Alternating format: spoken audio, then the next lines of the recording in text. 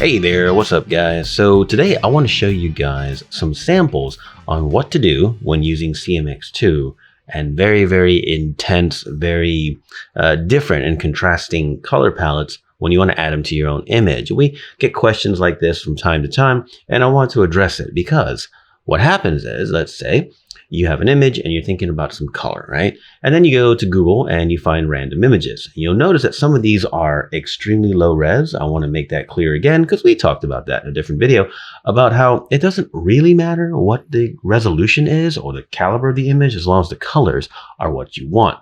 When you scan an image with CMX2 and you analyze an image, it makes the best choices possible based on how often a color appears and et cetera, et cetera. It's kind of a little algorithm that it does. My point is that it doesn't matter the size. So I want to make that clear right now. 2, these are extremely bright colors. And so what will most likely happen? Let's go ahead and go to this little bouquet of very pixelated flowers. And we're going to open up CMX2, bottom left button, and we're going to scan it. We're going to do an analyze on it. And now we have this bold color. Couple of things. This is just some questions that I've got, so we're going to clarify it.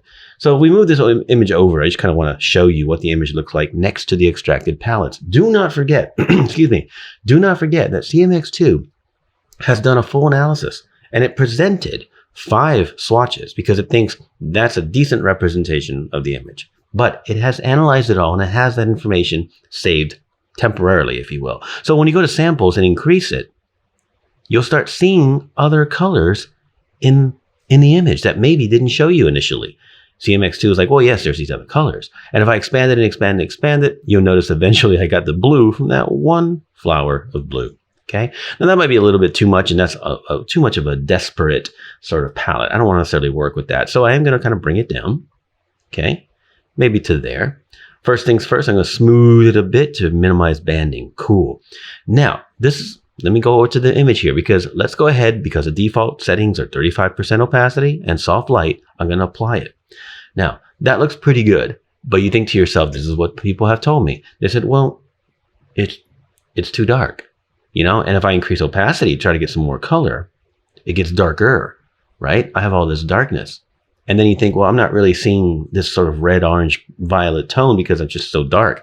Okay, that may be true, but this is why CMX2 has different choices. For one, you have the level option where you can brighten the actual palette itself or darken it. It's a very subtle change. It's not designed to do way too much compensation. It's just a very subtle change. Second, this right here, this is something that apparently is overlooked by our customers. This has to do with blend if. In other words, where on the luminosity range of the image are we showing the palette? So in the middle, we have obviously the mid range, right? But to the left, this is what the part that's interesting. We have the shadows. Now, the shadows in this case are a little bit dark, and all they're doing is turning more or less like a deep, dark violet or red. And they're maybe I don't like that. Maybe I don't want that. There's things I can do to compensate with other layers. But how about this? Come to the highlight side and choose broad highlights. That's what this is. This is less broad, and this is the tightest highlights, right? So let's push this one. Okay, and now we increase the opacity significantly. Okay, something like that. We can even darken just a bit. Let's look at what we've got. Off, on, off, on. So we've now evoked this flavor right here ever so slightly into our image without, let's turn it off for a second, without getting way too dark. This is the kind of result that people get. Maybe 94% is a little strong, but this is the kind of result people get. And then they send me emails and they go, this is so dark, I don't get it. Well, it's because of the blend mode. Okay, so if the blend mode is just making all the shadow area just go completely black, get the effect off of that by using this little highlight button right here. And now you have a wash of color. Now, to me anyway, color grading is about an exploration. So this isn't necessarily like, okay, well, it has to be done only in CMX2. You can, you know, from my perspective, you can add other adjustment layers. You can use other tools, whether it's NBP tools like CGP or whatever. But for me, that's what that's what CMX2 is so great for. You can just explore. I didn't necessarily think I want my shot of Zoe to look like these flowers, but I liked what was happening there, and I brought it over. One thing led to another, and here I am. By the way, when you're in this mode, of course, you can still expand the samples. You can see how the image changes subtly as I expand the samples, right? Okay. Now, some people have asked me before, they go, what do I do if I like this blue, but then I go and reduce the samples and they're gone? Well, sure. The blue's gone. Well, okay, let's say you really like the blue. Okay, well, leave the blue on and click the reds. And maybe turn off. You can see how the palette, how it's evolving down here, right? We have this blue deep shadow. We can turn off the purple, right? Maybe turn off and make the shadow all the way down to the blue. Something like that. You never know. What about this red? Put the red back in there? Maybe not. Turn off that. Go to hue. Go to color. Okay, so now let's give me an example here. Let's say we're in color and things are just way too crazy and way too strong, and the highlights, they don't look natural at all. Well, take it off of that. Put it just on the shadows. Even less shadows. Even less shadows. Look at that cool grade we got. It's a soft sort of vintage looking grade. Look, again, I didn't start out thinking I want my picture to look like these flowers. Sometimes you do, okay? But look what happened here. By clicking around, taking an existing palette of those flowers, playing with the different blend modes, opacity, and blend diff, and turning off some of the swatches, I have created a look that maybe I didn't set out to do. And now I'm inspired. I go, oh, I didn't think about that sort of, light blue, shadow, faded, crushed shadows kind of look. And I like where that's going, right? That's the whole point of CMX2, is to be able to explore. Let me go ahead and reset. Let's go ahead and put some, how about this fish? Let's try the fish. This is going to be interesting. There we go. And we're going to go ahead and apply it as is, and then we're going to adjust, okay? So there it is. Now we have banding and whatnot in there, but don't forget, first things first, I always increase the samples to see what is in, sort of the bank that it discovered, okay? At maximum, you can see all kinds of weird banding and everything, and that could be cool, but it gives you the options. You want to get rid of the warm tones and keep the purples?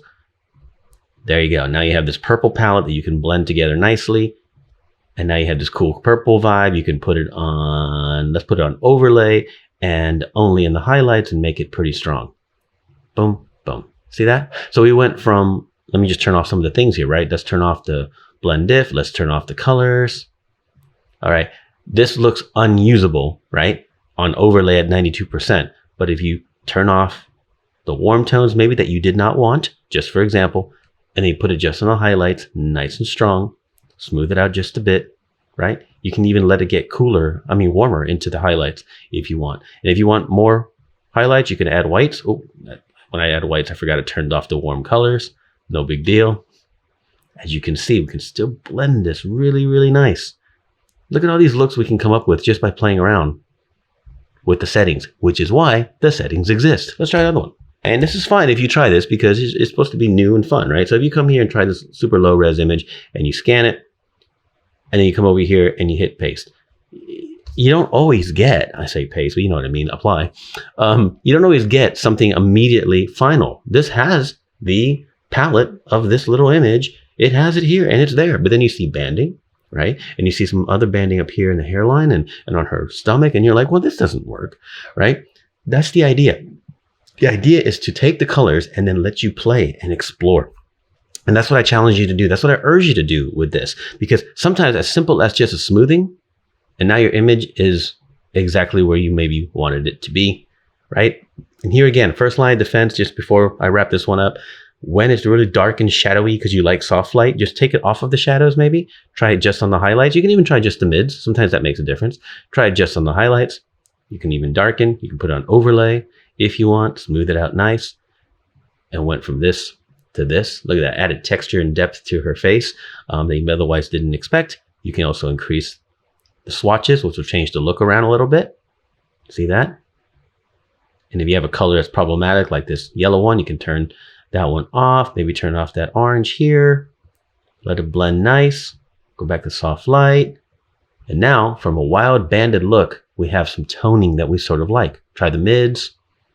All the shadows are really dark. And sometimes you just want it on the deepest shadows, right?